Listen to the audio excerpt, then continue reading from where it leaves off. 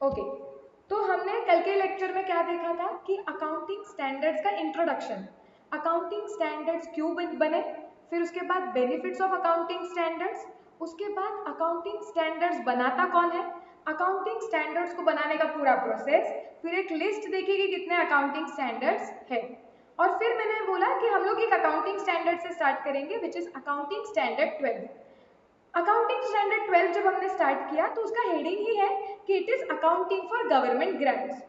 तो वो भी स्टैंडर्ड स्टार्ट करने के पहले हमने क्या किया, हमने एक्चुअली देखा कि क्या बिजनेसेस को गवर्नमेंट से हेल्प मिलती है क्या, एंड एक्चुअली जब हमने वो वेबसाइट खोल के देखी तो हमें समझा कि गवर्नमेंट के मल्टीपल स्कीम्स है जिससे गवर्नमेंट बिजनेस ऑर्गेनाइजेशंस को हेल्प करती है। तो क्या ये प्रैक्टिकली काम में आएगा? Of course.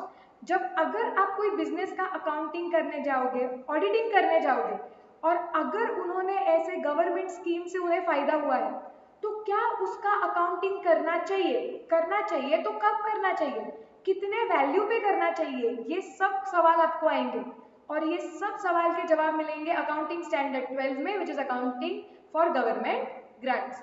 Now before we actually dig into the concepts, बहुत मस्त स्टैंडर्ड है, छोटा स्टैंडर्ड है, इंटरेस्टिंग स्टैंडर्ड है, मस्त है, मुझे अच्छा लगता है ये स्टैंडर्ड।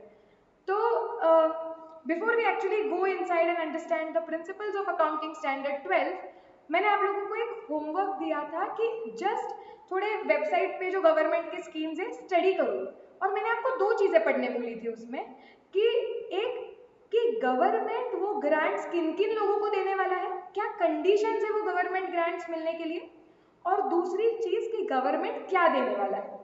तो क्या आप लोगों ने ये होमवर्क किया है? यस और नो?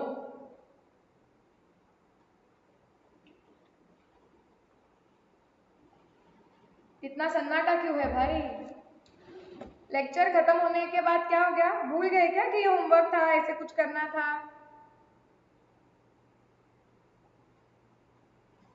किसी ने भी नहीं किया?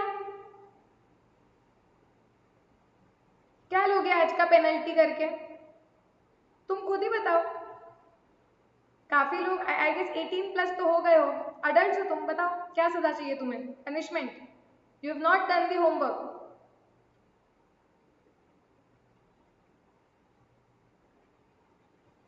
बताओ, छोड़ दिया जाए या मार दिया जाए?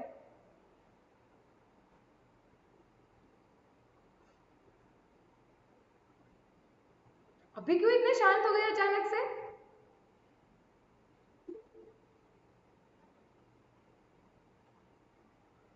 एक हफ्ते के लिए मोमोज बंद, चॉकलेट, रुको, अच्छे इंटरेस्टिंग आ रहे हैं पनिशमेंट्स।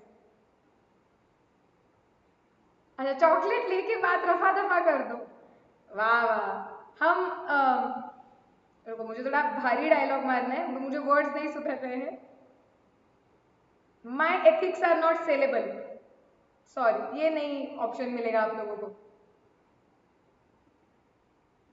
ठीक है, तो आपकी पनिशमेंट क्या होगी? आपकी पनिशमेंट ये होगी, जो ऑब्वियसली मैं मॉनिटर तो नहीं कर पाती हूँ, लेकिन जैसे वैभवी ने बोला, मुझे ये आइडिया बहुत अच्छा लगा हुआ है कि आपको जो चीज बहुत अच्छी लगती है आप वो एक हफ्ते के लिए नहीं करोगे, एंड यस आप करोगे तो भी मुझे पता नहीं चलेगा, बट देख लो, अब ये थोड़ा ट्रस्ट इशू आ गया है अपने में, तो देखो कितना तुम मुझे आउट ऑफ रिस्पेक्ट तुम ही कर लो। सलोनी बोल रही मुझे अकाउंट्स बहुत अच्छा लगता है, मुझे पता है सलोनी तुम्हें इतना नहीं अच्छा लगता है। तो जो चीज मैं बोलूंगी वो तुम छोड़ दोगे। वैभवी, तुम अगले 5 दिन के लिए चाय बिल्कुल नहीं पियोगे, बिल्कुल भी नहीं। काव्या, तुम क्या करोगे?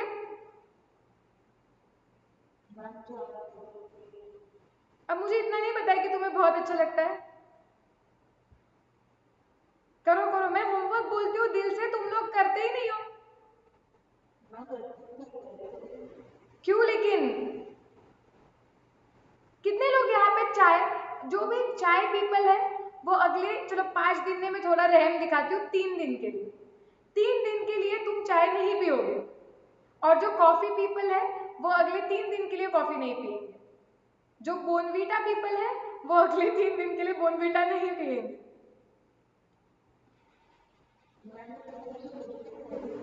कुछ भी नहीं, अब मैं तुम्हें खाना छोड़ने के लिए तो नहीं बोल सकती हूँ काव्या, लेकिन तुम खुद ही अपने मन से कुछ पनिशमेंट ले लो काव्या कि तुम क्या छोड़ोगे। And in addition to this ये होमवर्क तुम याद रखोगे और तुम ये कल करके आओगे। इसका नुकसान तुम्हें एक बहुत होने वाला है कि आज जब तुम स्टैंडर्ड्स के प्रिंसिपल्स पढ़ोगे तो कुछ चीजें तुम्हें समझने में प्रॉब्लम आने वाली है। ओके, और तब मैं हेल्प नहीं करूंगी क्योंकि तुम लोगों ने होमवर्क किया हुआ नहीं। आ जाओगे। अकाउंटिंग फॉर गवर्नमेंट ग्रांट्स, अब ये प्रिंसिपल सीखते हैं। See, accounting standard 12 deals with accounting for government grants. Government grants का मतलब होता है गवर्नमेंट से मिली हुई कुछ ग्रांट, कुछ मदद, जैसे such as subsidies, cash incentives, duty drawbacks. इसका मतलब क्या है? सब्सिडी का मतलब होता है कभी कभी गवर्नमेंट आप लोगों को कुछ छूट दे देती है या कुछ पैसे दे देती है हेल्प करके। कैश इंसेंटिव भी वैसे ही होता है कि गवर्नमेंट आपको एक्चुअली पैसा देके आपके बिजनेस को कुछ मदद कर रही है। ड्यूटी ड्रॉबैक का मतलब ये होता है कि गवर्नमेंट काफी बार ऐसे करता है कि जो कुछ टैक्सेस होते हैं, वो टैक्सेस को ड्यूटीज भी बोलते हैं। तो गवर्नमेंट आपको या तो कुछ केस में ऐसे बोल सकते हैं कि एज ए हेल्प कि हम वो टैक्स नहीं लगाएंगे या आप टैक्स पहले भर दो और उसके बाद हम आपको रिफंड कर देंगे। But yes, everything subject to certain conditions. So इस चैप्टर में हम स्टैंडर्ड में हम ये सीखने वाले हैं कि अगर बिजनेसेस को गवर्नमेंट से हेल्प मिली, चाहे वो सब्सिडी के फॉर्म में हो, कैश इंसेंटिव्स हो या फिर ड्यूटी ड्रॉबैक्स हो, सो बेसिकली उसका अकाउंटिंग करना कैसे है। Okay, now first let's understand the usual structure of accounting standard. एक अकाउंटिंग स्टैंडर्ड में यूजुअल स्ट्रक्चर ऐसे होता है, नॉट नेसेसरीली कि हर अकाउंटिंग स्टैंडर्ड आपको ये स्ट्रक्चर में दिखेगा, बट यूजुअल स्ट्रक्चर ये होता है कि पहले होता है इंट्रोडक्शन और ऑब्जेक्टिव, कि एक पहला पैराग्राफ में बोलते हैं कि ये स्टैंडर्ड में कौन से टाइप के ट्रांजैक्शंस पे आपको गाइडलाइंस मिल रही है। ऑब्जेक्टिव बताया जाता है कि ये स्टैंडर्ड क्यों बनाया गया। उसके बाद एक स्कोप पैराग्राफ होता है। वो स्कोप पैराग्राफ बोलता है कि ये स्टैंडर्ड के रूल्स कौन से ऑर्गेनाइजेशंस को एप्लीकेबल होंगे और किन किन ऑर्गेनाइजेशंस को नहीं होंगे, या कौन से सिचुएशंस में एप्लीकेबल होंगे और कौन से सिचुएशंस में नहीं होंगे। ओके, कोई स्टैंडर्ड का स्कोप पढ़ा है क्या अभी तक हमने? एज 13 का हमने स्कोप पढ़ा था कि अकाउंटिंग स्टैंडर्ड 13 कौन से सिचुएशंस में एप्लीकेबल नहीं है, तो ये हर स्टैंडर्ड में होता है। उसके बाद हम देखते हैं रिकॉग्निशन क्राइटेरिया। अब ये नए वर्ड्स हैं लेकिन ये जिंदगी भर याद रखने चाहिए। रिकॉग्निशन क्राइटेरिया का मतलब होता है कि वो ट्रांजैक्शन आप बुक्स ऑफ अकाउंट्स में कब रिकॉग्नाइज करोगे, कब लेके आओगे, that is recognition criteria. Then there is measurement criteria. उसका मतलब बुक्स में वो चीज कब लेके आओगे, एक बार वो डिसाइड हो गया तो भाई कितने वैल्यू पे उसे अकाउंट्स में दिखाओगे, that is your which criteria, that is measurement criteria. Then there is a criteria known as presentation criteria, जिसमें ये बताया जाता है कि वो ट्रांजैक्शन रिकॉर्ड होने के बाद, वैल्यू होने के बाद फाइनेंशियल स्टेटमेंट्स में कैसे प्रेजेंट किया जाएगा। Then there is one more part in the standard, which is disclosure part. मतलब ये ट्रांजैक्शन से रिलेटेड और कौन सी एक्स्ट्रा इंफॉर्मेशन है कि वो एंटिटी ने देनी चाहिए फाइनेंशियल स्टेटमेंट्स बताते वक्त। ओके, सो बेसिकली अगर तुम देखोगे तो यूजुअली आपको स्टैंडर्ड का ये स्ट्रक्चर दिखेगा, introduction, objective, scope. There is also one more part in accounting standards which is definitions, key definitions. कि कैसे होता है कि वो टिपिकल टाइप का ट्रांजैक्शन समझने के लिए कुछ वर्ड्स होते हैं। जैसे आप सिंपल सी बात ले लो कि जब हमने अकाउंटिंग स्टैंडर्ड 13 किया था तो हमें इन्वेस्टमेंट का मतलब क्या है, करंट इन्वेस्टमेंट का मतलब क्या, लॉन्ग टर्म का क्या, तो ये चीजों का डेफिनेशन, जो वर्ड्स स्टैंडर्ड में यूज किए गए हैं उनका डेफिनेशन स्टैंडर्ड में दिया जाता है। सो की डेफिनेशंस होते हैं, then recognition criteria, measurement criteria, presentation criteria and disclosure. So this is the usual structure of the standard. Chalo, now let's start understanding this standard.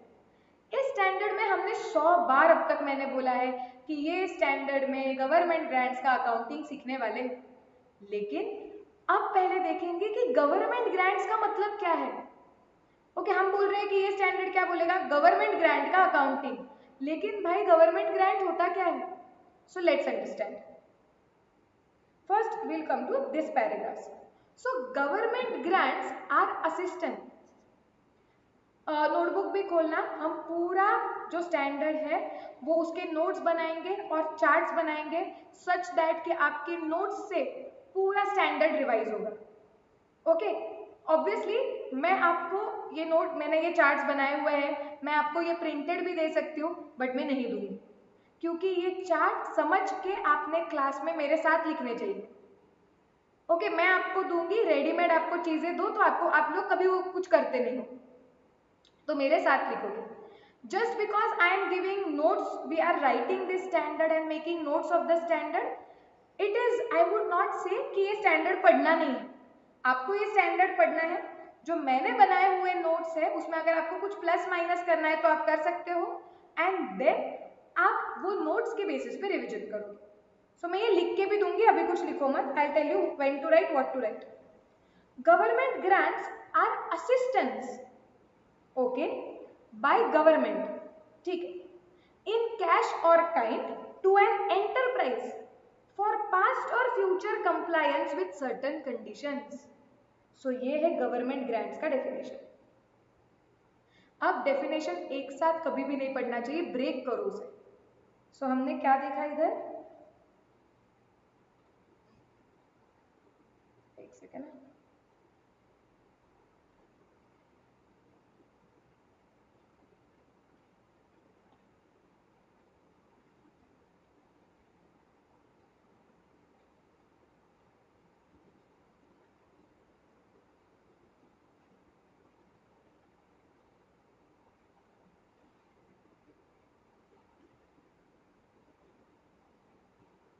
Yes. सो सबसे हम पहले हम क्या देख रहे हैं अभी, गवर्नमेंट ग्रांट्स। किस चीज को गवर्नमेंट ग्रांट्स बोलेंगे? So government grants are assistance.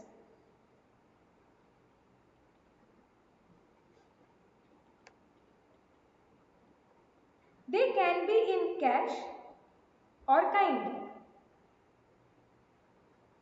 Okay. Given by, of course, government. So given by government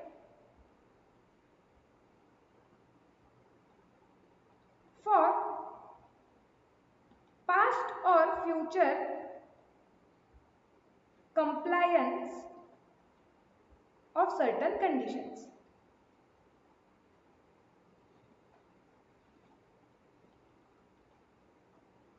okay, तो अभी एक एक पार्ट डेफिनेशन का देखेंगे। Government grant is assistance, assistance मतलब help, so government grant is a help. Okay, that help can be in cash or it can be in kind, मतलब वो help या तो रोकड़ा देके हो सकती है कैश या बैंक थ्रू, या आपको कोई चीजें देके भी वो हेल्प हो सकती है, काइंड में भी हो सकती है। That help should be bye government, okay, it should be given by government. Now इधर आपको एक क्वेश्चन आ सकता है, या मैं आपको पूछ सकती हूँ कि ठीक है, आप लोग मुझे बोल रहे हो कि गवर्नमेंट ग्रांट किसे बोलेंगे, कि कोई भी हेल्प कैश या काइंड में given by the government. Okay, लेकिन विच गवर्नमेंट? सेंट्रल गवर्नमेंट और स्टेट गवर्नमेंट? किसे गवर्नमेंट ग्रांट, वो हेल्प कौन, इधर तो बोला है गिवन बाय गवर्नमेंट, तो सेंट्रल गवर्नमेंट से मिली हुई हेल्प को गवर्नमेंट ग्रांट बोलते हैं, या स्टेट के, या दोनों? लोकल गवर्नमेंट्स भी होते हैं। सो कौन से गवर्नमेंट से हेल्प मिली तो उसे गवर्नमेंट ग्रांट बोलते हैं, क्योंकि देखो अगर वो हेल्प गवर्नमेंट ग्रांट के डेफिनेशन में बैठा ही नहीं तो ये स्टैंडर्ड एप्लीकेबल ही नहीं होगा। सो which government?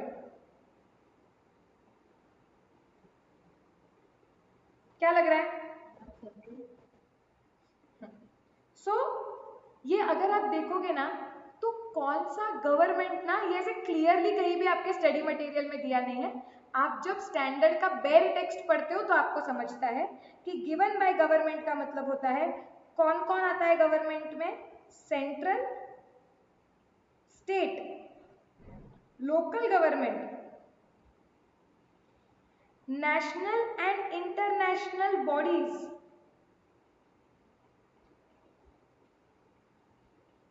and also government agencies.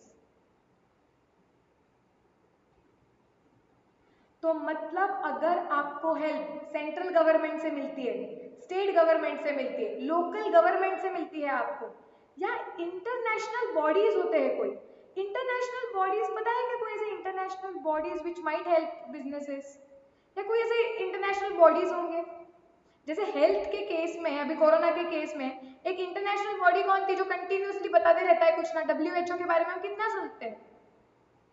वैसे WTO भी होता है, world trade organisation. So basically there are certain international bodies which are meant to promote trade and businesses. अगर वैसे इंटरनेशनल बॉडीज से भी कुछ हेल्प आई ना तो वो भी गवर्नमेंट ग्रांट के डेफिनेशन में आता है। And plus government agencies, government की खुद की कोई एजेंसीज रही, डिपार्टमेंट्स रहे, तो वो भी गवर्नमेंट के डेफिनेशन में आता है। Okay, so any help whether you receive it in cash or kind which is given by government, and government, by government we mean central, state, local, international bodies and government agencies. Okay, for past or future compliance with certain conditions. Okay मतलब आपको ये help cash या kind में जो government से मिल रही है वो क्यों मिल रही है? Because you have complied with certain conditions, कुछ तो कंडीशंस बोले थे, वो कंडीशंस आपने कंप्लाई कर लिए, इधर इन द पास्ट, आपने पास्ट में कुछ तो कंडीशंस डाले हुए थे वो कंप्लाई कर लिए, इसलिए आपको गवर्नमेंट से कैश या काइंड में हेल्प मिल रही है, या फिर आपको कैश एंड काइंड में गवर्नमेंट से हेल्प मिली हुई है for certain conditions which you are supposed to or you are expected to follow in future, comply in future. तो अगर आपको कोई भी गवर्नमेंट से हेल्प मिलती है, असिस्टेंस मिलता है in the form of cash or kind, why are you getting that assistance? Because you have already fulfilled, complied certain conditions in the past or you are expected to comply with certain conditions in the future. Then such help will be called as government grant. Definition clear है क्या? मैं exactly हाँ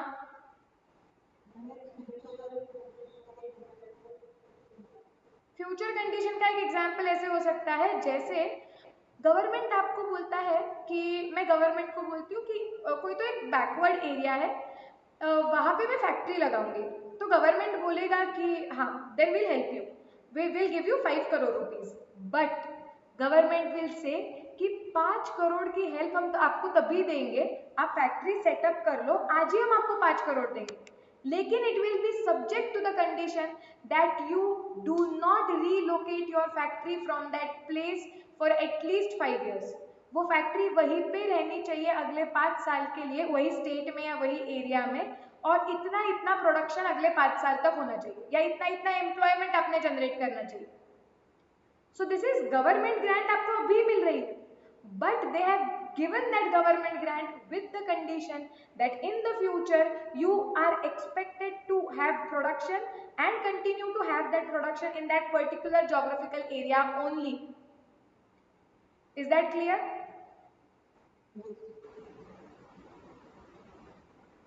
okay ये लिख लो, government grants पहले definition, और ये ऐसे पॉइंट्स में ही लिखो.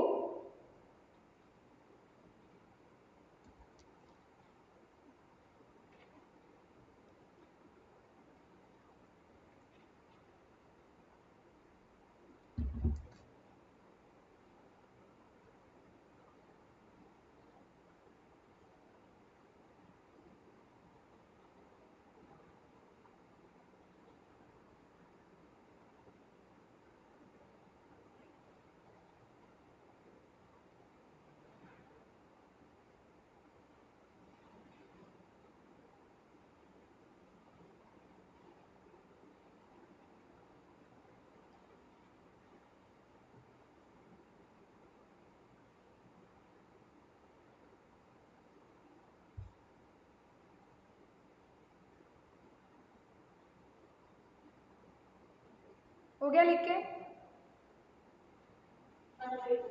हाँ,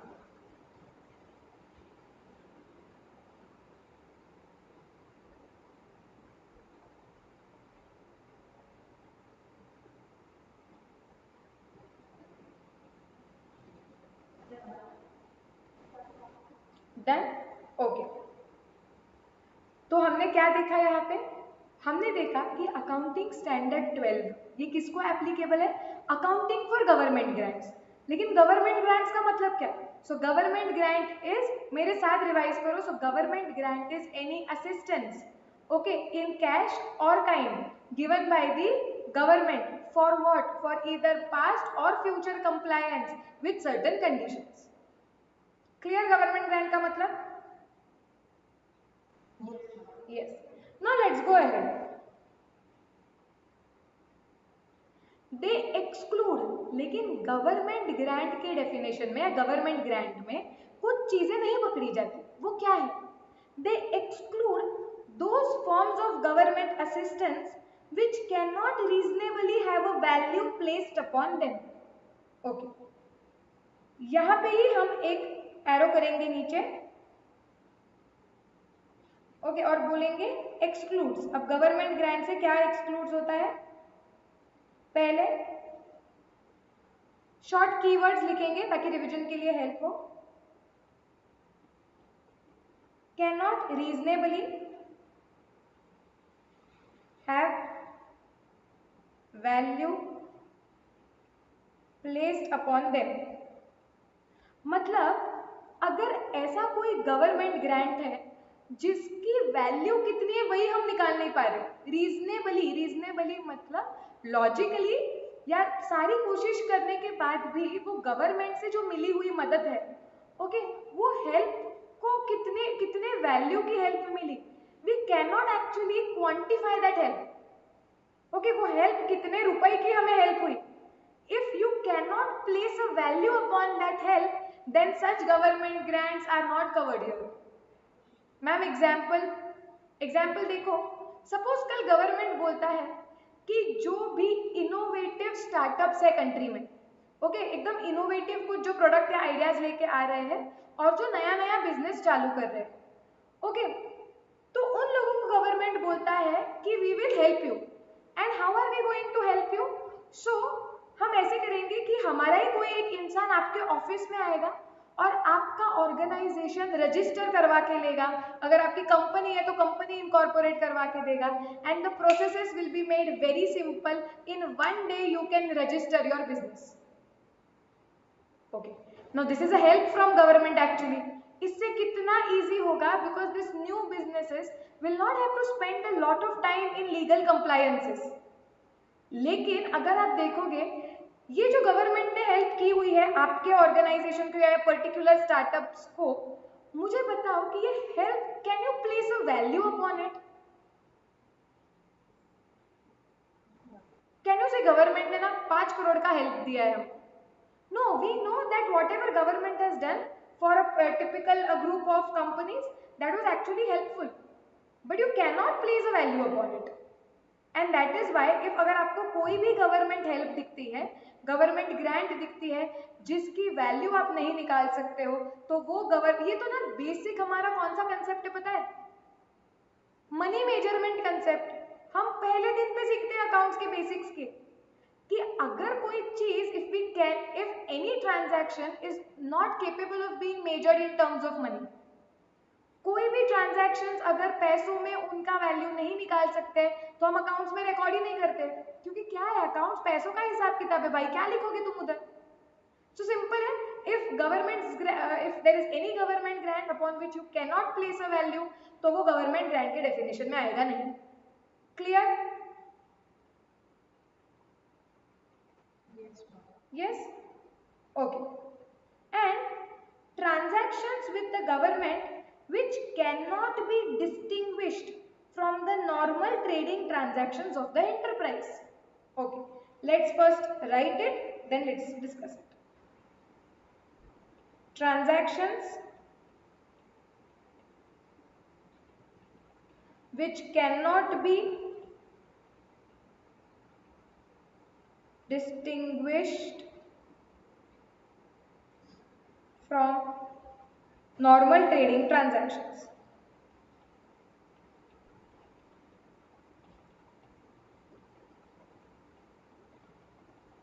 ओके मैम, इसका मतलब क्या है? सी, अब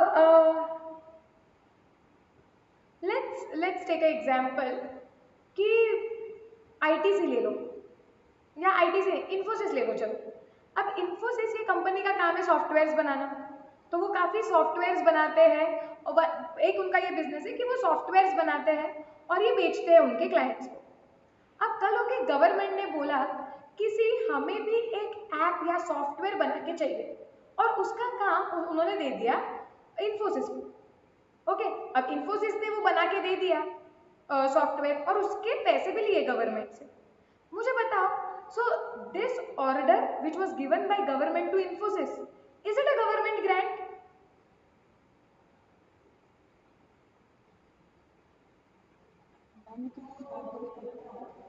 राइट। सो अगर तुम गवर्नमेंट के साथ ऐसा कुछ तुम्हारा इंटरेक्शन होता है विच इज नॉर्मल, मतलब जो वो कंपनी के नॉर्मल ट्रेडिंग में होता ही है, कंपनी का बिजनेस ही वो है, कंपनी डे टू डे यही करता है, और वो गवर्नमेंट के साथ कुछ स्पेशल नहीं कर रहा है, वो गवर्नमेंट को भी अपना ही प्रोडक्ट या सर्विस दे रहा है सेम प्राइसेस पे। नॉर्मल ट्रेडिंग जैसा गवर्नमेंट एजेंसीज के साथ या गवर्नमेंट के साथ अगर डीलिंग हो रहा है, then it is not said to be government grant. See, here we are talking about government grant में a help by government for some compliance with some conditions। यहाँ पे तो कुछ गवर्नमेंट, आप कुछ कंडीशन फुलफिल कर रहे हो, इसके लिए गवर्नमेंट आपको हेल्प दे रहा है, ऐसा तो कुछ है ही नहीं। गवर्नमेंट नॉर्मल कस्टमर की तरह आपके पास से कुछ प्रोडक्ट ले रहा है, वो आपका कस्टमर है, आप उससे उतने ही पैसे वसूल करते हो जैसे मतलब उतना ही चार्ज करोगे जो शायद से आप दूसरे कस्टमर्स के लिए से चार्ज करते हो। सो it is not necessary that अगर आप गवर्नमेंट के साथ कोई भी ट्रांजैक्शन करते हो तो वो गवर्नमेंट ग्रांट हो जाता है। अगर गवर्नमेंट के साथ किया गया transaction, this can not be distinguished, it can not be separated from your normal business activities, then it is not government grant. Are we clear? Yes, okay. तो ये हमने कवर किया, प्लस स्कोप का part भी यही cover कर लेंगे, that this standard does not deal with.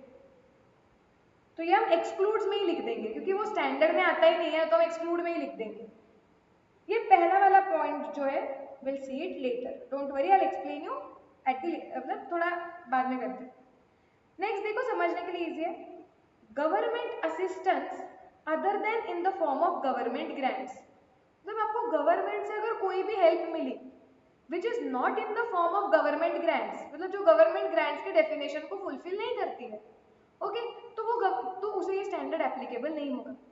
जैसे एग्जांपल, गवर्नमेंट ने रोड कंस्ट्रक्ट किया, okay, this is a help by government, आपकी जहाँ फैक्ट्री है उसी इलाके में रोड कंस्ट्रक्ट किया हुआ है, उसकी वजह से आपको बहुत फायदा होने वाला है, सो this is a help by government. But क्या वो गवर्नमेंट ग्रांट के डेफिनेशन में बैठता है क्या? चेक करो, is it a help which is given by the government? Is it a help? Yes. Is it in cash or kind? It is in kind.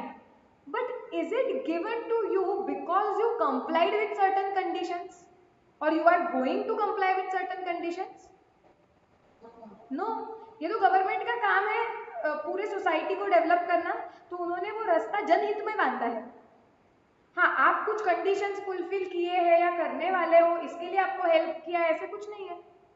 तो government से मिलने वाली कोई भी हेल्प जो गवर्नमेंट ग्रांट की डेफिनेशन में नहीं बैठती है, that is not governed by this standard. वैसी हेल्प का अकाउंटिंग ये स्टैंडर्ड बताएगा नहीं।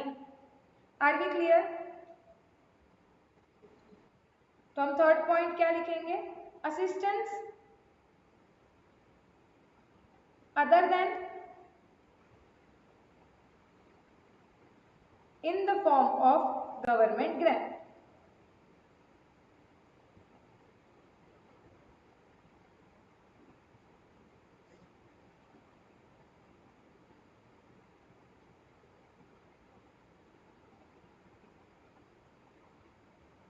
आगे, government participation in the ownership of the enterprise. Interesting point. See, अगर आपका बिजनेस है, ओके, सो आप अगर अकाउंटिंग एडवाइजर हो, ए, और आपको एक क्लाइंट दिखता है, तो आपके पास आपका एक क्लाइंट है XYZ कंपनी। अब ये XYZ कंपनी के जो शेयर्स है,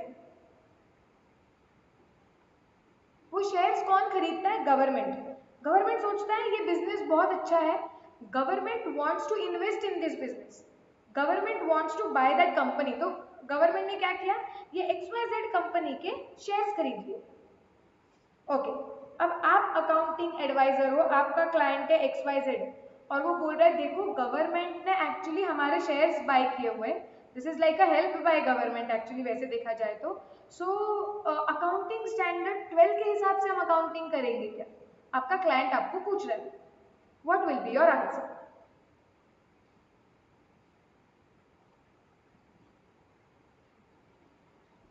अब सोचो कितने दिमाग से स्टैंडर्ड बनाया जाता है, कितनी सारी चीजें सोची जाती है।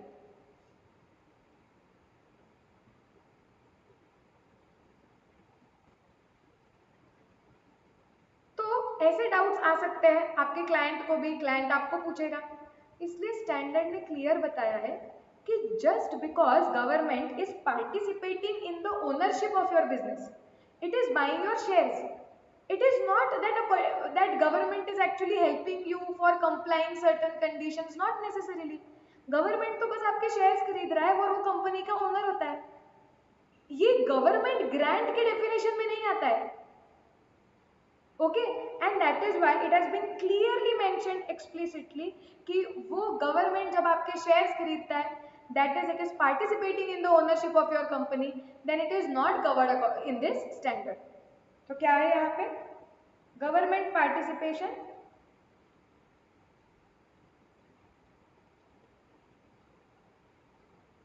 इन ओनरशिप ऑफ बिजनेस और एंटरप्राइज।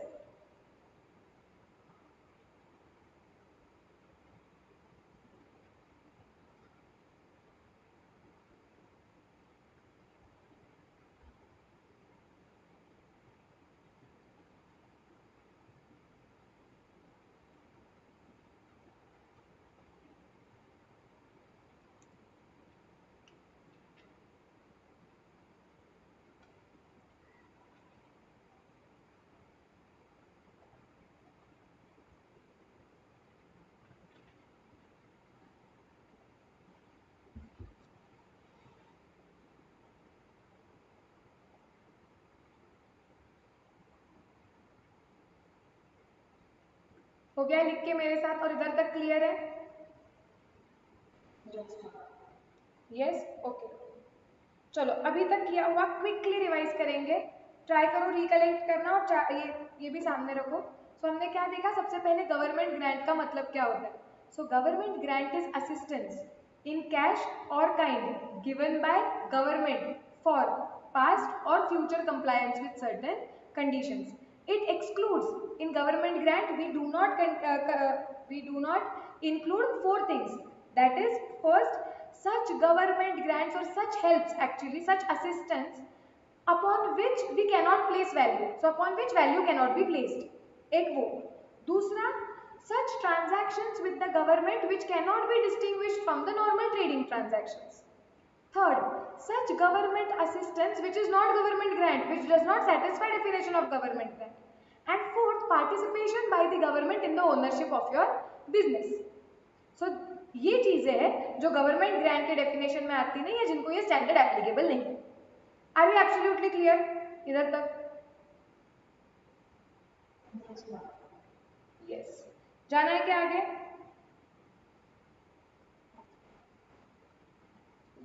ओके, तो हमने ये वाला पार्ट कवर कर लिया है।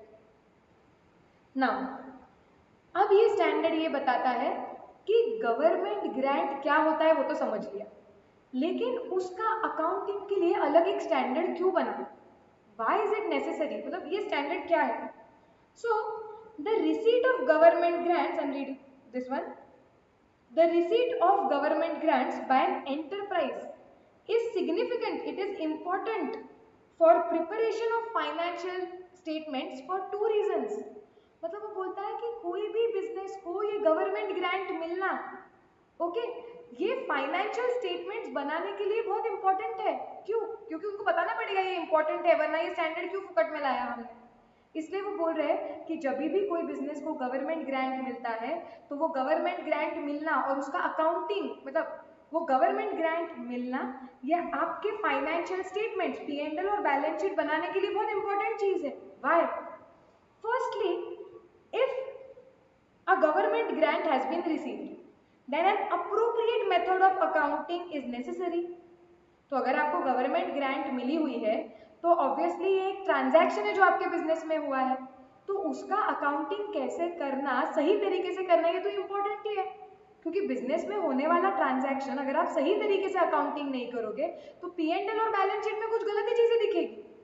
एंड दैट इज वाई अगर कोई भी बिजनेस को गवर्नमेंट ग्रांट मिलता है तो सबसे पहले ये इंपॉर्टेंट है फाइनेंशियल स्टेटमेंट्स बनाने के लिए, क्योंकि ये फाइनेंशियल स्टेटमेंट्स में कहीं तो ये आइटम आएगा। तो that is why it is important that you know how to account for it. Secondly, it is desirable to give an indication of the extent to which the enterprise has been benefited from such grant during the reporting period.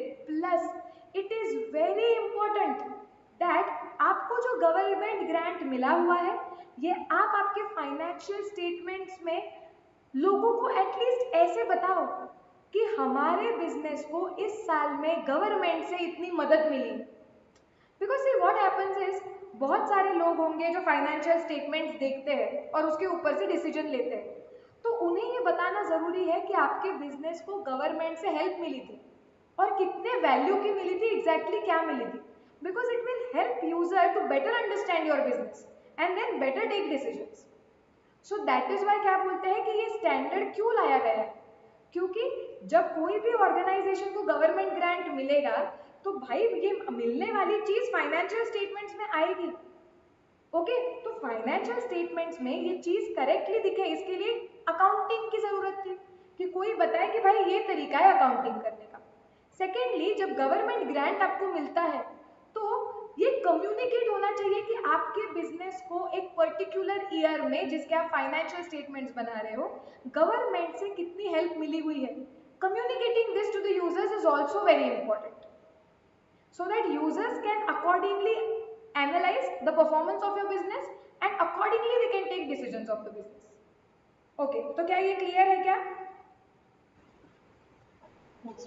Yes, तो हम इसका भी छोटा सा summary बनाएंगे कि why this standard.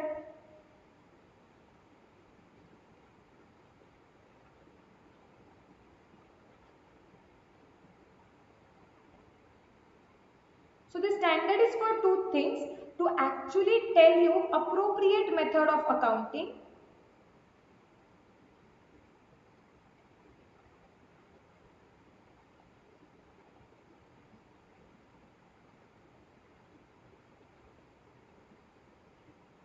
and second, indication of the extent to which enterprise has been benefited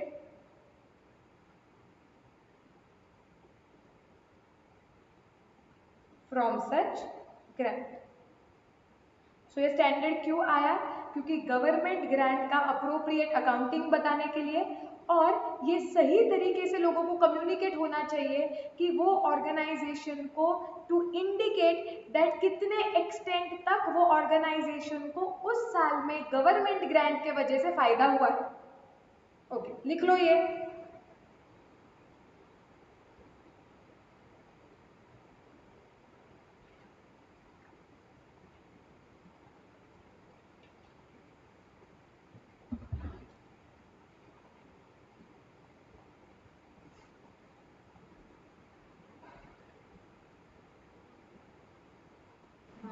हाँ हाँ हाँ, तुम रिकॉर्डिंग देख लेना फिर।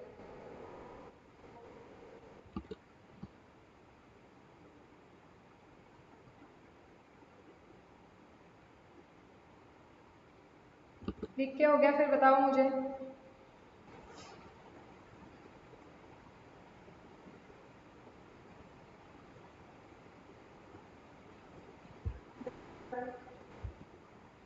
Shall we go ahead? Yes. चलो, अब ये हो गया स्टैंडर्ड का बेसिक, किस मेन डेफिनेशंस, ये स्टैंडर्ड किस किस को एप्लीकेबल है, किस चीज़ में एप्लीकेबल नहीं है। और अभी हमने देखा कि बेसिकली ये स्टैंडर्ड क्यों आया और ये स्टैंडर्ड में क्या चीज़ें कवर होगी। अब अकाउंटिंग के मुद्दे पे थोड़े जाते हैं। Accounting treatment of government grants, interesting part. ये जो है ये टू ब्रॉड अप्रोचेस, थोड़े बाद में आएंगे हम इस पे, पहले हम मुद्दे पे आएंगे रिकॉग्निशन ऑफ गवर्नमेंट ग्रांट्स। मैंने आपको पहले ही बताया था कि हर स्टैंडर्ड एक टिपिकली 6-7 पार्ट्स में, 8 पार्ट्स में कभी कभी डिवाइड किया जाता है। तो उसमें क्या पहला पार्ट होता है कि रिकॉग्निशन ऑफ गवर्नमेंट ग्रांट्स।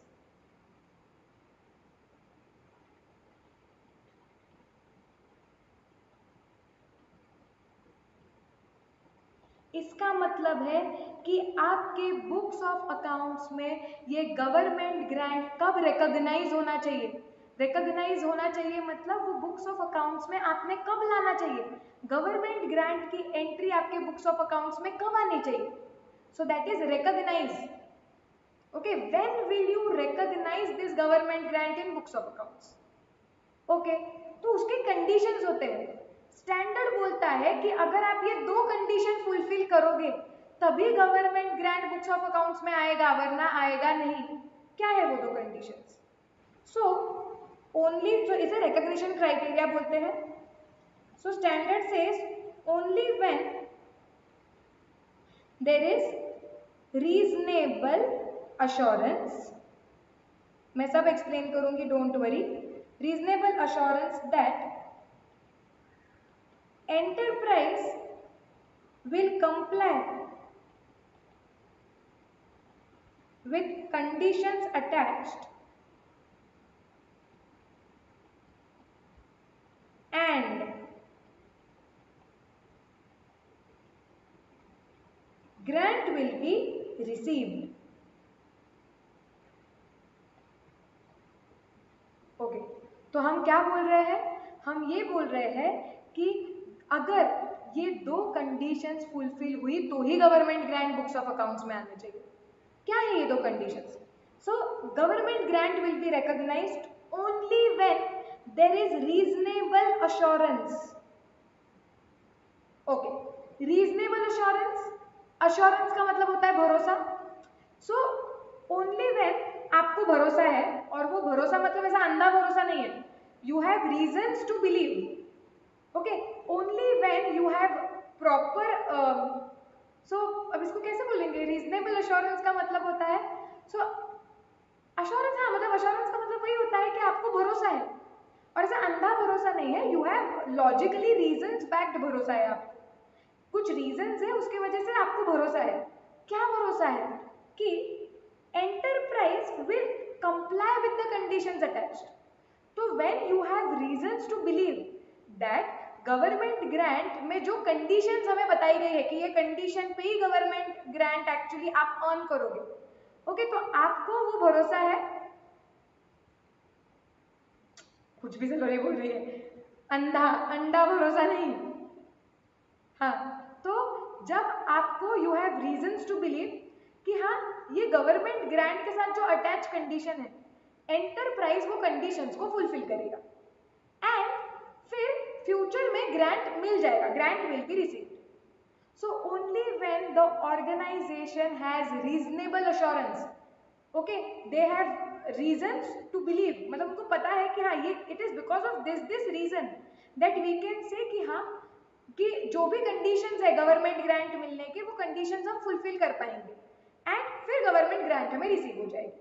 तो ओनली जब ये दो चीजें फुलफिल होती है तभी आप government grant books of accounts में लाओगे। अब तुम्हें लगेगा कि मैम ये क्यों ऐसे कंडीशंस वगैरह दिया है, कॉम्प्लिकेट क्या है? कुछ कॉम्प्लिकेशन नहीं है, ये सिंपल सी बात है। ये लोग प्रूडेंस लगा रहे हैं, तुम देखो ये क्या बोल रहे हैं कि अगर तुम कंडीशन फुलफिल नहीं करोगे तो तो तुम्हें गवर्नमेंट ग्रांट या तो एलिजिबल ही नहीं रहोगे तुम, या तुम्हें मिला हुआ पैसा लौटा देना पड़ेगा। ओके, तो बोलते हैं कि जब भी आपको भरोसा है, you have reasons to believe कि हाँ भाई हम कंडीशन फुलफिल करेंगे, तो इसका मतलब वो कंडीशन फुलफिल होने वाले हैं, मतलब there are reasons to believe कि भाई तुम वो गवर्नमेंट ग्रांट कमाओगे, क्योंकि रीजंस के बिना तो तुम कमाओगे नहीं, सॉरी कंडीशंस फुलफिल के बिना तो वो गवर्नमेंट ग्रांट तुम ऑन नहीं करोगे। तो जब तक तुम्हें भरोसा नहीं है कि तुम वो कंडीशंस फुलफिल करोगे, ओके, एंड गवर्नमेंट ग्रांट मिलनी भी तो चाहिए, ओके, तो अगर आपको भरोसा है कि हाँ भाई हम वो कंडीशंस फुलफिल करेंगे, मतलब हम वो गवर्नमेंट ग्रांट कमाएंगे और फिर हमें गवर्नमेंट से पैसे मिलने की उम्मीद है, तभी जाके हम बोल पाएंगे कि हाँ इसका मतलब वो गवर्नमेंट ग्रांट तुम्हारी इनकम हो सकती है, तुम्हारी हो सकती है, तभी जाके बुक्स ऑफ अकाउंट्स में एंट्री मारो। फुकट में तो तुम लोगों का लग रहा है कि कंडीशंस भी फुलफिल नहीं होंगे, वरना ये गवर्नमेंट से कुछ कैश आएगा नहीं, तुमको ये लग रहा है, तो खाली फुकट वो बुक्स ऑफ अकाउंट्स में गवर्नमेंट ग्रांट मिली, हमें फायदा हुआ, बिजनेस को कुछ गेन हुआ, ये दिखाने में क्या मतलब है? सो ये रिकॉग्निशन क्राइटेरिया क्या है? ये इनडायरेक्टली स्टैंडर्ड प्रूडेंस डाल रहा है कि only when you have reasonable assurance that the conditions attached with the grant will be fulfilled and the grant will be received, so only when you have reasons to believe that this is going to happen, then only you are allowed to record government grant, otherwise you are not allowed. Are we clear?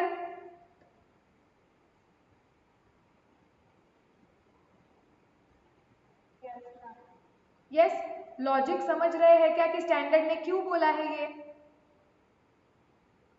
Okay, तो ये दो conditions जब fulfil होगी तभी government grant books of accounts में आएगी, वरना नहीं आएगी। Okay, one more important part, standard बोलता है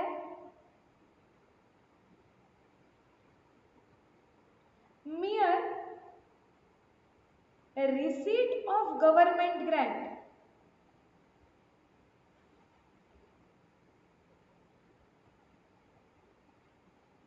is not a conclusive evidence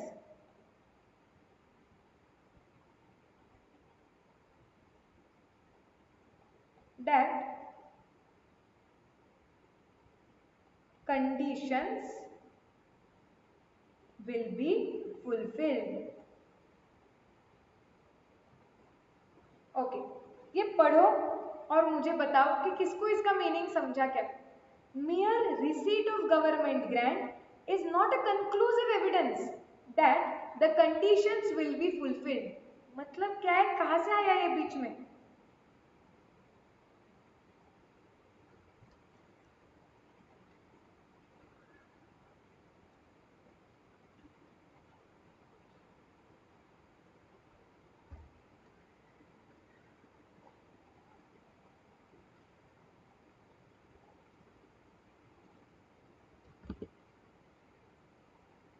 चलो, I want somebody to explain this.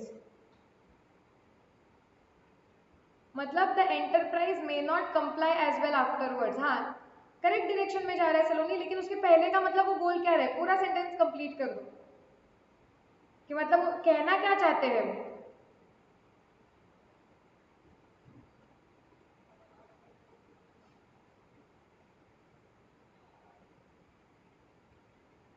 Come on, ये सेंटेंस को इंटरप्रेट करना, समझना आना चाहिए।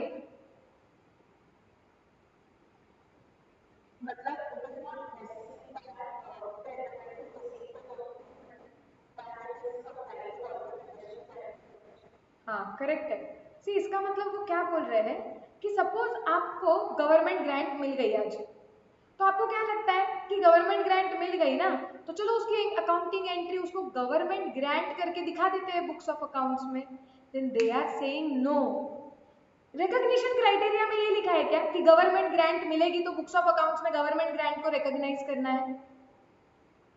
वो क्या बोलता है, जब आपको भरोसा है कि ग्रांट से अटैच कंडीशंस फुलफिल होगी और ग्रांट मिलेगी, जब ये दोनों चीजें, एंड लिखा है मैंने बीच में, प्लीज अंडरस्टैंड, जब ये दोनों चीजें होंगी, इसका आपको रीजनेबल अश्योरेंस है, तभी गवर्नमेंट ग्रांट को बुक्स ऑफ अकाउंट्स में रिकॉग्नाइज किया जाएगा, उसे गवर्नमेंट ग्रांट करके दिखाया जाएगा कि ये इनकम गेन, फायदा, रिडक्शन ऑफ कॉस्ट कुछ तो है। ओके, लेकिन जस्ट बिकॉज आपको पहले साल में गवर्नमेंट ग्रांट मिल गई, तो आप बोलोगे मिल तो गई मैम, अब तो दिखा देते हैं कि गवर्नमेंट ग्रांट मिली है, हमें ये फायदा हुआ है कुछ, या कुछ कॉस्ट कम हुआ हमारा। नो, बिकॉज सिर्फ गवर्नमेंट ग्रांट मिलना इसका मतलब ये नहीं होता है कि आपने उसे कमा लिया। सो mere receipt of government grant, just because you have received government grant, it does not give you evidence. It cannot be a evidence to say that कि इसका मतलब हम conditions तो fulfill कर ही लेंगे। आज तुम्हें गवर्नमेंट ग्रांट का पैसा मिल गया, तुमने बुक्स ऑफ अकाउंट्स में दिखा दिया ये गवर्नमेंट से मिला हुआ फायदा है, आगे जाके तुमने कंडीशन फुलफिल नहीं की, you might have to give back this government grant. Okay, so वो बोलते हैं कि just because you received government grant, इसका मतलब ये नहीं है कि वो फायदा तुम्हें हो गया है, तुम बुक्स ऑफ अकाउंट्स में रिकॉग्नाइज करो। Okay, it is only when you fulfil both the conditions कि there is reasonable assurance that the attached conditions will be fulfilled and the grant will be received. जब ये दो level आपको आ जाएगा तभी आप government grant books of accounts में रिकॉग्नाइज कर सकते हो। Are we absolutely clear? हाँ,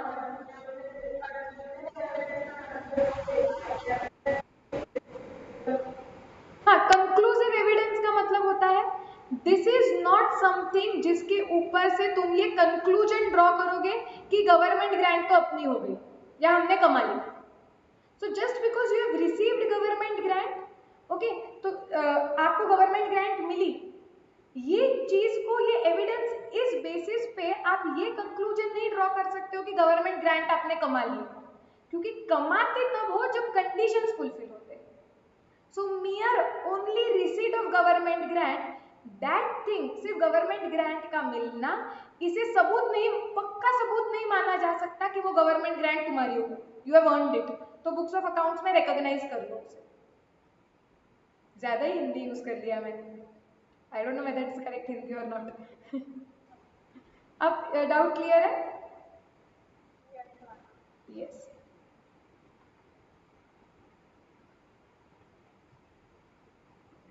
Okay, so that is recognition criteria of government grants. अब ठीक है, अब हमने ये तो सीख लिया कि कब गवर्नमेंट ग्रांट की एंट्री मारनी है। अब ये सीखना है कि कैसे मारनी है। हाँ, हमें बोला कि ओके मैम, जब मुझे ये पता चलेगा कि गवर्नमेंट ग्रांट से जो भी अटैच्ड कंडीशंस है, I have reasons to believe कि मैं वो कंडीशंस फुलफिल कर दूंगी, एंड प्लस मैम मुझे ये भी रीजंस टू बिलीव है कि गवर्नमेंट से मुझे पैसा आ जाएगा, ये स्टेज मेरा आ गया, तो मैं बोलूंगी गुड, अब गवर्नमेंट ग्रांट को तुम बुक्स ऑफ अकाउंट्स में रिकॉग्नाइज कर सकते हो। ओके, लेकिन सवाल ये आएगा कि मैम अकाउंटिंग कैसे करें, रिकॉग्नाइज कैसे करें? तो अब हम देखेंगे कि अकाउंटिंग में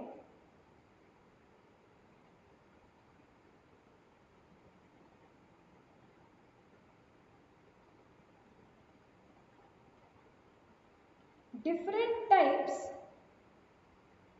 of government grants and their accounting.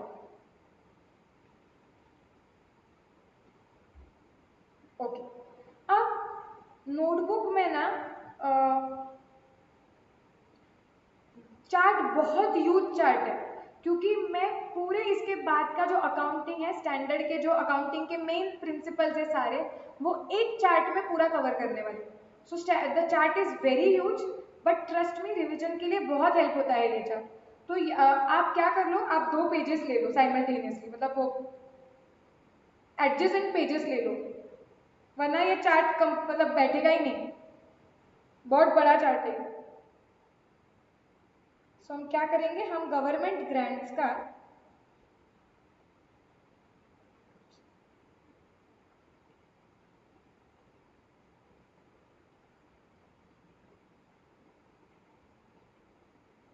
Accounting देखने वाले हैं।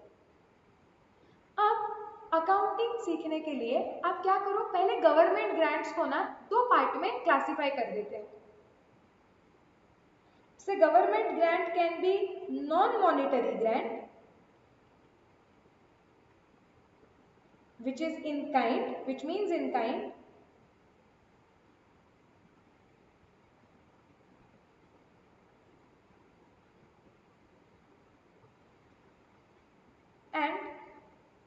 एक सेकेंड ना, मुझे बस स्पेसिंग देख लेने दो कितना आएगा।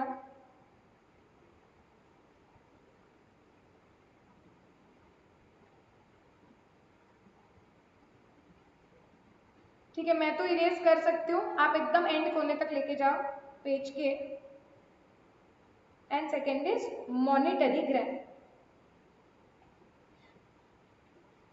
ओके, मतलब पहले तो अकाउंटिंग के लिए आप ये देखो कि गवर्नमेंट से जो आपको हेल्प हो रही है, ये जो गवर्नमेंट ग्रांट है, क्या वो आपको मॉनेटरी है वो गवर्नमेंट ग्रांट, मतलब क्या आपको कैश में मिली हुई है, या फिर व्हेनेवर आई से cash it means cash plus bank, या फिर आपको गवर्नमेंट ग्रांट काइंड में मिली हुई है। So you have not received money as such but you have received something like हाँ, आप मेरा पूरा होने के बाद भी चार्ट ड्रॉ कर सकते हो, you can do that also, but फिर फोकस हाई रखो बस। हाँ, तो या फिर आपकी गवर्नमेंट ग्रांट कैसे हो सकती है, काइंड में कि गवर्नमेंट ने आपको कोई चीज ही दे दी, इट इज नॉन मॉनेटरी। तो पहले हम डिस्कस करेंगे government grants and that also non monetary. Okay, मतलब गवर्नमेंट ने डायरेक्टली कोई चीज ही दे दिया, तो आप उसका अकाउंटिंग कैसे करोगे। मैम ऐसे कैसे गवर्नमेंट ने कोई चीज दे दी, जैसे एक एग्जांपल ले लो, गवर्नमेंट ने क्या बोला आपको कि अगर आप, let's take a example of कुछ ऐसी चीज जो रिसेंटली एप्लीकेबल हो रही है, क्या सोचने दो मुझे। और ठीक है, शायद से लेट्स टेक दिस एग्जांपल कि गवर्नमेंट को चाहिए कि इंडियन टेक्सटाइल इंडस्ट्री, कल ही हम देख रहे थे कि टेक्सटाइल इंडस्ट्री में अभी भी इंडियन टेक्सटाइल इंडस्ट्री काफी अनऑर्गेनाइज्ड है, और जो लोग एक्चुअली वो कपड़े वगैरह बनाते हैं, काफी अभी भी पोर्शन टेक्सटाइल इंडस्ट्री का मैनुअल लेबर में बहुत जाता है। तो गवर्नमेंट को ये चाहिए कि लेबर तो हो ऑब्वियसली, लेकिन दे ऑल्सो वांट कि ऐसी जो चीजें हैं जो स्पीड अप हो सकती है, जो अभी स्पीड अप नहीं हो रही है क्योंकि हम हर काम मैन्युअली कर रहे हैं। सो गवर्नमेंट वांट्स कि टेक्सटाइल इंडस्ट्रीज में कुछ तो ऑटोमेशन है।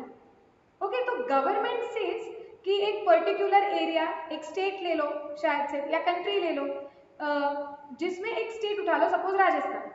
सो लेट्स से कि राजस्थान में बहुत सारा ऐसा टेक्सटाइल इंडस्ट्री है, लेकिन बहुत सारे ऐसे लोग हैं जो अभी भी हैंड क्राफ्ट करते हैं, एंड दे वांट कि कुछ कुछ चीजें इस इंडस्ट्री में टेक्नोलॉजी से बूस्ट हो।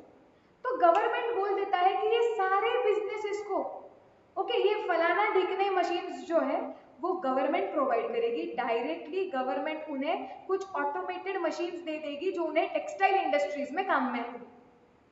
ओके, तो बिजनेसेस को क्या मिलेगा, यहाँ पे गवर्नमेंट पैसा दे रही है क्या, बताओ, कैश या बैंक दे रही है क्या। Here the help by the government, is it monetary or non monetary?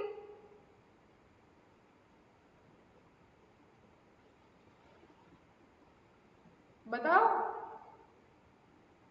Guys, answer दो, वरना लेक्चर बहुत बोर हो जाता है। Non monetary, very simple. अगर आप लोग माइक ऑन नहीं कर पा रहे हो तो चैट में लिखो, बट प्लीज पार्टिसिपेट। सो यहाँ पे गवर्नमेंट अगर डायरेक्टली बिजनेसेस को काइंड चीजें लाके दे देता है, मशीन दे देता है, okay, then such grants are called as non monetary grant.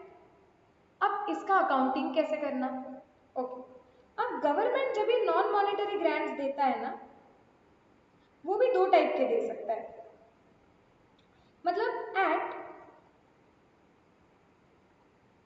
Concessional rate पे दे सकता है, ओके, या फ्री ऑफ कॉस्ट दे सकता है।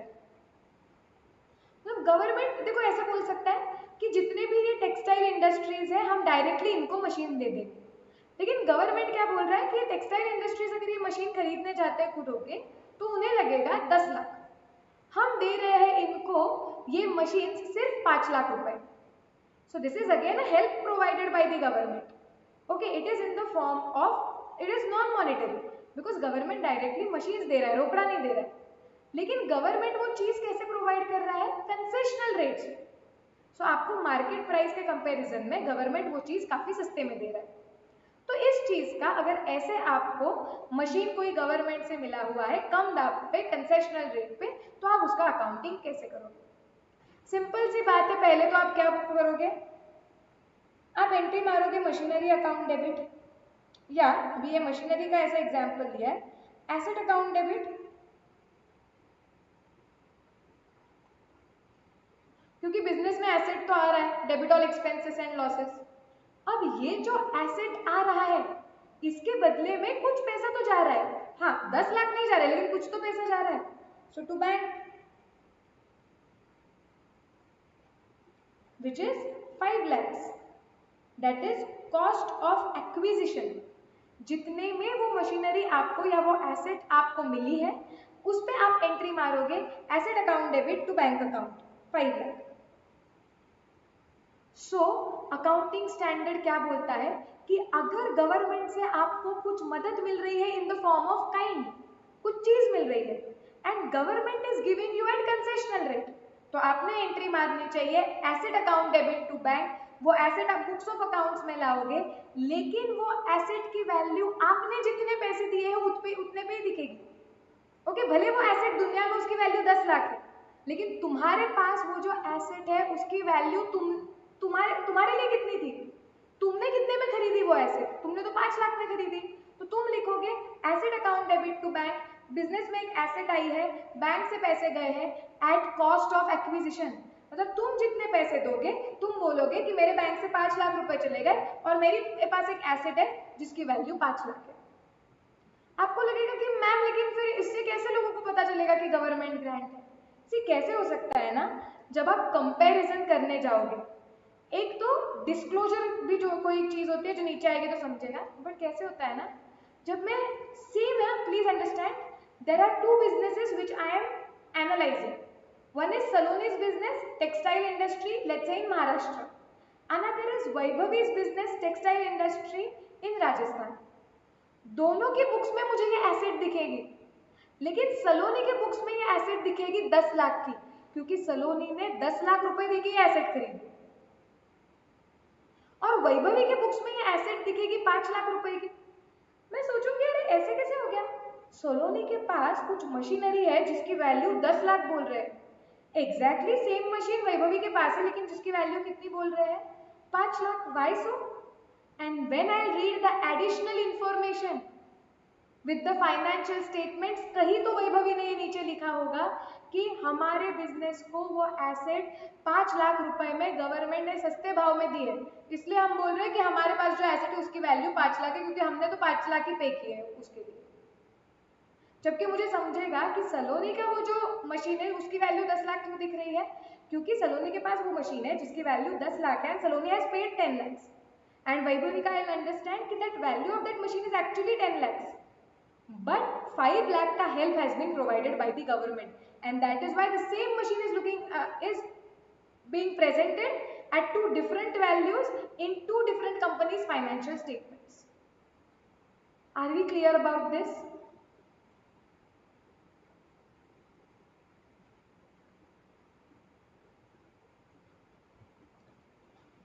Yes, accounting clear है क्या सबको?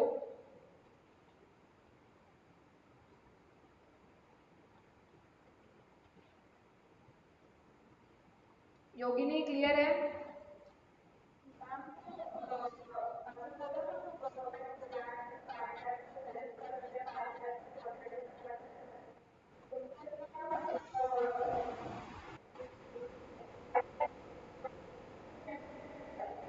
उसकी एंट्री नहीं आती ना, उसकी एंट्री कैसे आती है, वो एसेट की वैल्यू कम हो जाती है। ओके, ऐसे अलग से गवर्नमेंट ग्रांट मिला हुआ यहाँ पे दिख नहीं रहा है, which is very true, but वो इनडायरेक्टली दिख रहा है, कैसे, वो एसेट की वैल्यू 5 लाख दिख रही है। तो हमें क्या बताया गया है कि आप ऐसे लिखोगे कि asset account debit 5 lakh to bank account 5 lakh, तो ऐसे दिखेगा कि वो 10 लाख की एसेट है बट वो आपके बुक्स में 5 लाख पे दिख रही है, क्योंकि हम क्या बोलते हैं कि वो एसेट आपके बिजनेस में आई है, तो हम बोलेंगे कि वो एसेट आपके बिजनेस ने कितने पे खरीदी, what was the cost of that asset to your business, तो आपके फाइनेंशियल स्टेटमेंट्स में दिखेगा कि हमारे पास ये मशीन है, तो बोलेंगे यार ये तो अच्छी खासी मशीन है, एंड उसके सामने दिखेगा but the cost of that machine to your business was only 5 lakh. So since that machine जो आप बता रहे हो कि वो आपको 5 लाख में ही मिली, जिसकी वैल्यू 10 लाख है, this indirectly shows that you've received government grant. Is this clear? सबको ऐसे कुछ भी डाउट्स आ रहे हैं तो शर्माओ मत, पूछो, ये सारे बहुत लॉजिकल डाउट्स हैं. Don't hesitate.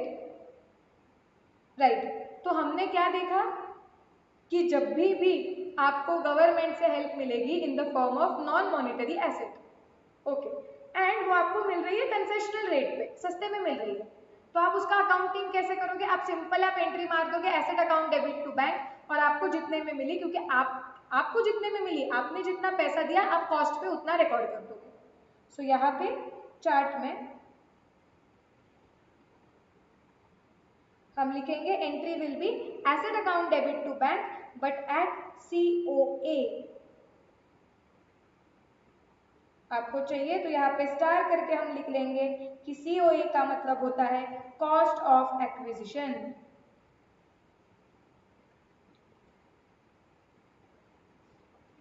हमें जितने में मिली, हम बोलेंगे हमारे लिए कॉस्ट तो उतना ही है, तो बैंक में से 5 lakh, asset 5 lakh, but still you will have that asset in the books, तो समझेगा कि उसकी value is much higher, but you have paid only 5 lakh, so it is because you received help from the government. Okay, shall we go ahead? लिख तो नहीं रहे हो तुम लोग, तो समझ लो. आगे जाते हैं.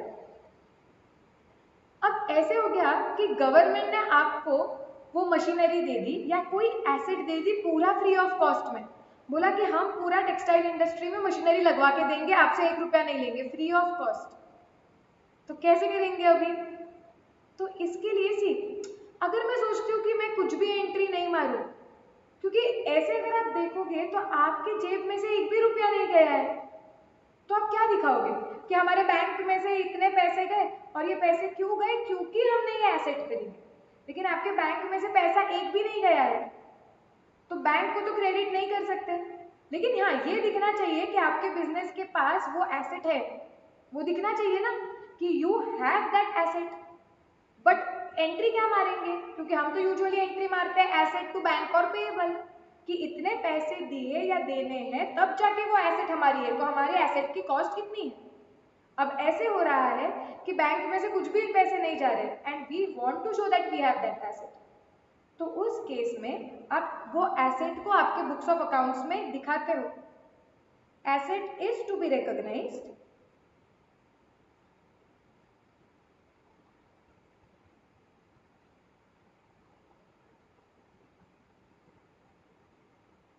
however at nominal cost.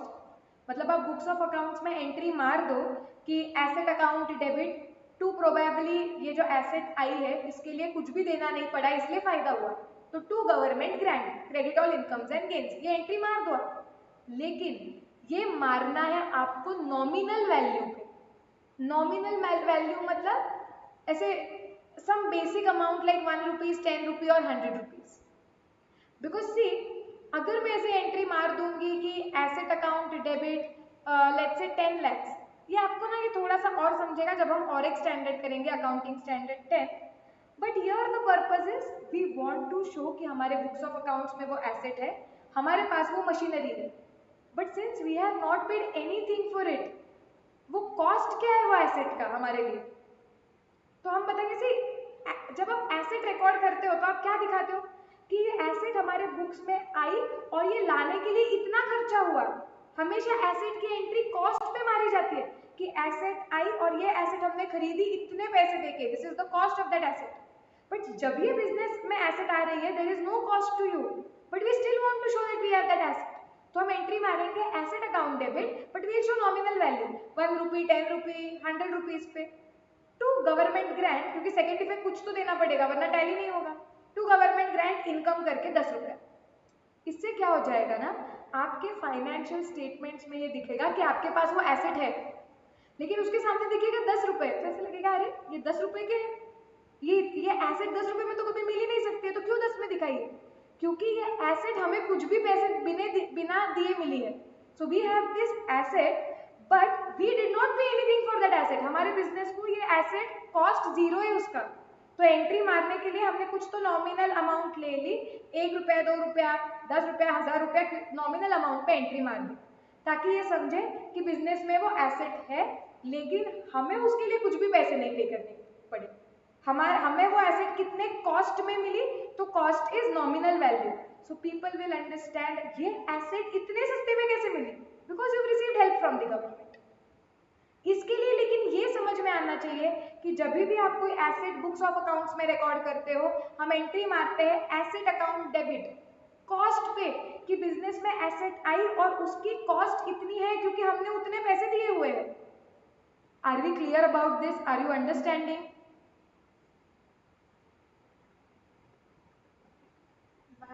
हाँ हाँ,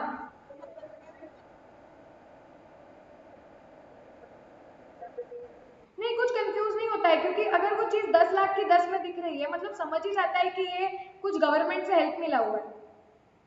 एंड प्लस क्या होता है ना, नीचे डिस्क्लोजर दिए जाते हैं। इसी कैसे होगा, अगर मैं सलोनी की फाइनेंशियल स्टेटमेंट्स देखूंगी, तो मुझे देखिएगा ये मशीनरी 10 रुपए क्यों लिखा हुआ है, एज ए यूजर मुझे कंफ्यूजन होगा ही। फिर नीचे नोट लिखी होगी कि ये एसेट हमारे पास है, लेकिन एसेट हमेशा कॉस्ट पे दिखाई जाती है, कि ये एसेट हमने कितने पे, हमने इस पे कितना खर्चा किया हुआ है। सो एक्चुअली हम वहाँ पे क्या लिखेंगे कि हमने तो उसके लिए कुछ नहीं खर्चा किया है, because this was received from the government and that is why we have shown it that we have this asset but at a very nominal value. So इसके लिए ना फाइनेंशियल स्टेटमेंट समझने के लिए आपको जो फाइनेंशियल बैलेंस शीट में चीजें दिखाई जाती है वो प्लस नीचे दिए हुए नोट्स ये साथ में पढ़ने पड़ते हैं, देन आपको you understand what is happening in the business. Okay, are we clear about this?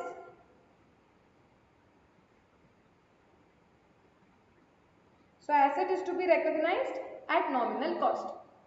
हाँ, इसको अकाउंटिंग करने का कुछ कुछ लोगों को लगता है कि बेटर तरीका भी हो सकता है, कुछ अलग तरीका भी हो सकता है। Yes, this option is available, लेकिन हमारे अकाउंटिंग स्टैंडर्ड में बोला है कि हमको ऐसे अकाउंटिंग करना है। There are certain other accounting standards also. अब बोले कि मैम अदर कैसे हो गए, दूसरे कंट्री भी अकाउंटिंग करते हैं ना, उनके भी अकाउंटिंग स्टैंडर्ड्स होते हैं। तो there are certain accounting standards जो गवर्नमेंट से मिला हुआ ये फायदा अलग तरीके से बुक्स ऑफ अकाउंट्स में दिखाते हैं। जब तुम वो अकाउंटिंग स्टैंडर्ड सीखोगे तुम्हें पता चलेगा, बिकॉज ये गवर्नमेंट से मदद मिलना, इसे अलग तरीके से भी बुक्स ऑफ अकाउंट्स में दिखा सकते हैं। I am just not telling that method because आपको कंफ्यूजन नहीं होना है, हमें यही मेथड फॉलो करनी है क्योंकि हमारे स्टैंडर्ड ने तो ये गाइडलाइंस दी है। Okay, so are we clear till now? Yes. अब ओके, मुझे ये बताओ हैवी हो रहा है क्या अभी इसके बाद स्टैंडर्ड, ये समझ रहा है?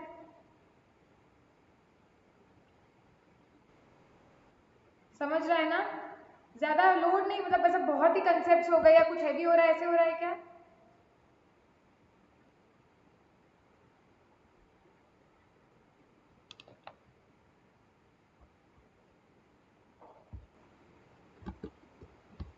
मॉनेटरी ग्रांट का मतलब क्या होता है कि गवर्नमेंट से आपको हेल्प मिली है, लेकिन it is not in the form of kind, ये कैश या बैंक थ्रू मिला हुआ है आप। करेक्ट। तो पहले तो आप चेक करोगे, इसमें भी डिवीजन होता है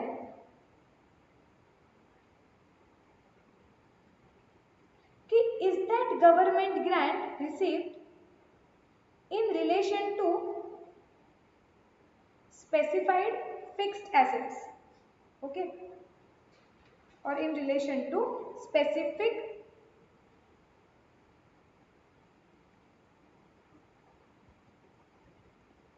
fixed assets,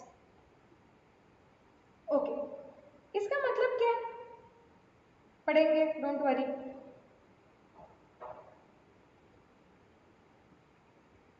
ओके, एक आई एम रियली सॉरी, एक ही मिनट रुको।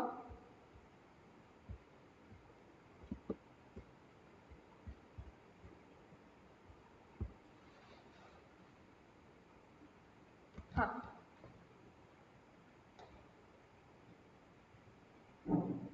सो grants relating to specific fixed assets क्या होते हैं देखो.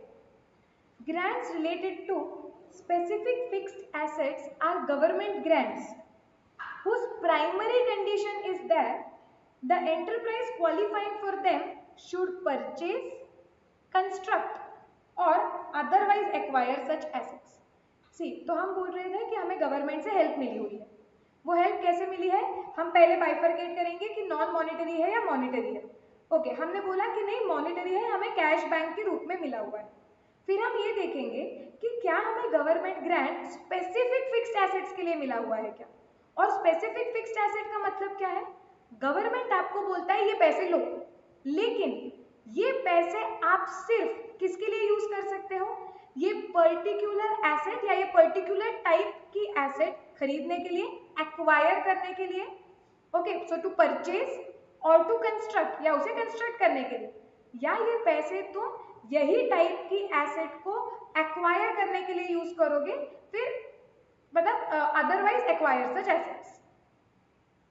ओके, सो हम क्या बोलेंगे कि गवर्नमेंट से अगर हमें पैसा आया हुआ है तो इट इज मॉनिटरी एसेट. और अगर गवर्नमेंट ये कंडीशन डालता है कि ये पैसा you can use, okay, only, पढ़ो ठीक से, the primary condition of that grant is that the enterprise should use that money only for purchase, खरीदने के लिए, या कंस्ट्रक्ट करने के लिए, या अदर कोई तरीके से, और अदरवाइज एक्वायर सच एसेट्स. सच एसेट्स मतलब गवर्नमेंट बताएगा कि हम आपको ये पैसे दे रहे हैं, लेकिन ये पैसे आपको सिर्फ ये टाइप के मशीन को खरीदने के लिए या बनवा के लेने के लिए, या कोई और तरीके से आपको उसे वो मशीन को लेना है, तो उसके लिए आप ये पैसे यूज कर सकते हो. तो इसका मतलब होता है कि government grant is received for specific fixed assets. Are we clear कि स्पेसिफिक फिक्स्ड एसेट्स का मतलब क्या होता है?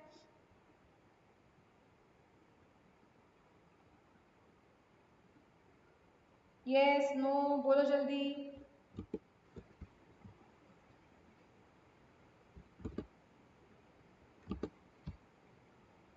सो प्राइमरी कंडीशन क्या है वो ग्रांट के साथ, कि वो ग्रांट का पैसा, that grant money should be used only for either purchase or construct or to otherwise acquire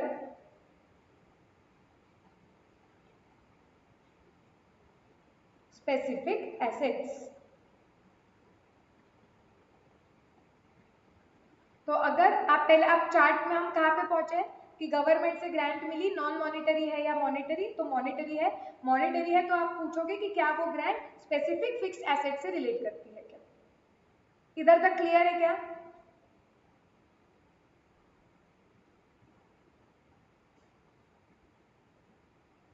yes, no, बोलो रे.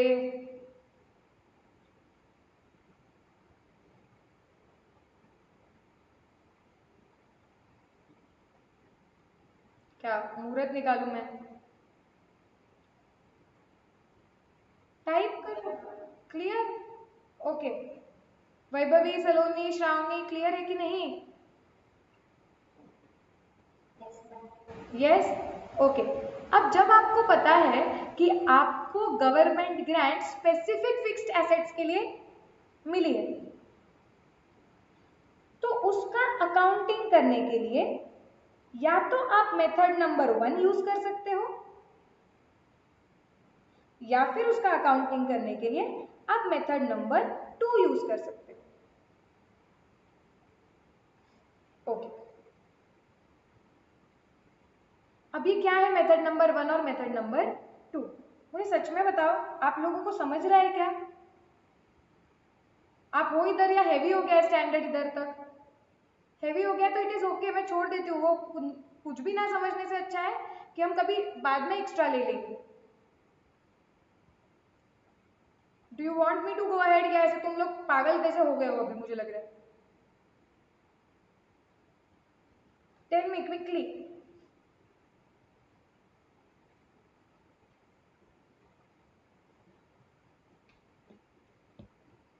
हो क्या, सो गए?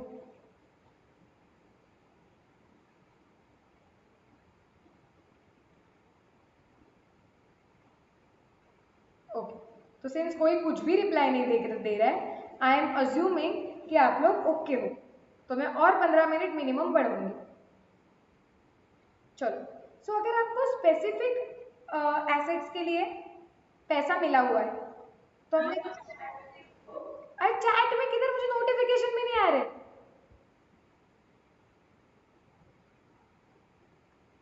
अच्छा, अब अपडेट हुआ, सब अब अपडेट हो रहा है। सॉरी, तुम लोग बोल रहे थे, मैं गालियां दे रही थी। तो समझ रहा है, क्लियर है, थोड़ा हैवी हो रहा है, थोड़ा जास्त तो होता है, मैम छोड़ते हैं आज, है ना? कोई पॉजिटिव कोई लिख पे मत कि नहीं मैम हम होंगे कामयाब, हम पढ़ेंगे, कोई नहीं लिखेगा। नालायक बच्चे हो गए तुम लोग। वैभवी ने लिखा है बोले तुम्ही स्वतःच ठरवलं। ओके, ठीक है, नहीं क्योंकि ये पहला स्टैंडर्ड तुम पढ़ रहे हो तो ये हैवी हो सकता है, totally understand, it's okay, will stop here. But एक बार क्या करते हैं, अभी तक पढ़ा हुआ स्टैंडर्ड हम पहले क्विकली रिवाइज कर लेते हैं। ओके, पूरा स्टैंडर्ड शांति से रिवाइज करेंगे और फिर नेक्स्ट लेक्चर में लेकिन तुम लोग बिल्कुल मतलब और कॉन्सेंट्रेशन से और पहला बेस पढ़ के आओगे तो फटाक से समझ जाएगा। लेट्स क्विकली अंडरस्टैंड, हम क्या बोल रहे हैं कि अकाउंटिंग स्टैंडर्ड 12 क्या बताता है? वो बताता है अकाउंटिंग फॉर गवर्नमेंट ग्रांट्स। इसलिए हमने पहले सीखा कि गवर्नमेंट ग्रांट का मतलब क्या होता है। So government grant is assistance, it can be cash or kind given by government, okay, for past or future compliance with conditions. Government can be central, state, local, international bodies, government agencies. Correct. उसके बाद हमने देखा कि government grant में कुछ कुछ चीजें नहीं आती है। Government grant exclude certain things such as such help or assistance from the government upon which value cannot be placed, transactions with the government which are in the ordinary course of business, government help from the government which does not qualify the definition of government grant, and participation of the government in the ownership of the enterprise. Okay, then we went ahead and we saw that why there is this standard, because we needed proper guidelines regarding how to account for government grants, and also it is necessary that in financial statements or through financial statements it is communicated that to what extent that organization has been benefited by government grant. So that is why the standard was necessary. Then we understood that when shall government grant be recognized in books of accounts. So we said कि आप government grant की entry books of accounts में तब भी मार सकते हो only when you satisfy both of the following conditions. That is, the enterprise has reasonable assurance that the conditions attached to the grants will be complied and the grant money will be received. Mere receipt of government grant cannot be taken as a conclusive evidence that the conditions will be fulfilled. Okay, then we saw कि ठीक है government grant recognise तो कर लेंगे, लेकिन उसका accounting कैसे करना है? तो अकाउंटिंग के लिए जब भी आपको गवर्नमेंट ग्रांट मिलेगा you will broadly classify it into two categories, whether the government grant is non monetary that is in the form of assets और मतलब काइंड में है, या फिर मॉनिटरी रोकड़ा मिला हुआ है। सो अगर वो काइंड में है तो आप again it gets divided into two parts कि वो जो आपको काइंड में मिला हुआ है क्या वो एसेट्स कंसेशनल रेट पे मिले हुए हैं या free of cost. Concessional rate पे मिला है तो सिंपल एंट्री है, एसेट को बिजनेस में लाने की एंट्री मारो और कॉस्ट ऑफ एक्विजिशन पे मारो, which is asset account debit to bank account, जितने भी आपने पैसे दिए उतने पे रिकॉर्ड कर दो। अगर आपको फ्री ऑफ कॉस्ट एसेट मिली है then the asset is to be recognised in the books of accounts but at nominal value. Then we saw that जब भी आपको गवर्नमेंट से पैसा मिलता है, रोकड़ा मिलता है, तो उसे बोलते हैं मॉनेटरी ग्रांट। मॉनेटरी ग्रांट आपको देखना पड़ेगा कि ये जो गवर्नमेंट से पैसा मिला हुआ है does it relate to specific assets. Now specific fixed asset का मतलब क्या होता है कि when the government grant gives you instructions or give you conditions that this grant is to be used only for purchase, construction or otherwise acquisition of this specific types of assets. Okay, now if you know that grant is for specific fixed assets, तो उसका अकाउंटिंग करने के दो methods होते हैं, method number 1 and method number 2, जो हम हमारे नेक्स्ट लेक्चर में देखेंगे। ब्रेथलेस हो गया ये, क्लियर है क्या इधर तक, कोई डाउट? हाँ हाँ, एसेट टू कवर, क्योंकि उसके बिना तो बुक्स ऑफ अकाउंट मतलब आएगी नहीं ना, वो एसेट दिखेगी नहीं, लानी पड़ेगी बुक्स में, तो जर्नल से ही लानी पड़ेगी। Asset account debit to bank account 1 रुपया, या सॉरी बैंक अकाउंट नहीं, टू गवर्नमेंट ग्रांट 1 रुपया, हाँ क्योंकि बैंक से कुछ नहीं जा रहा है, इनकम दिखाएंगे, सॉरी नॉमिनल वैल्यू। अब कुछ तो एंट्री मारनी है तो कुछ तो रुपीस अमाउंट लिखना पड़ेगा, इसलिए nominal value. So absolutely clear. Shall we stop for today?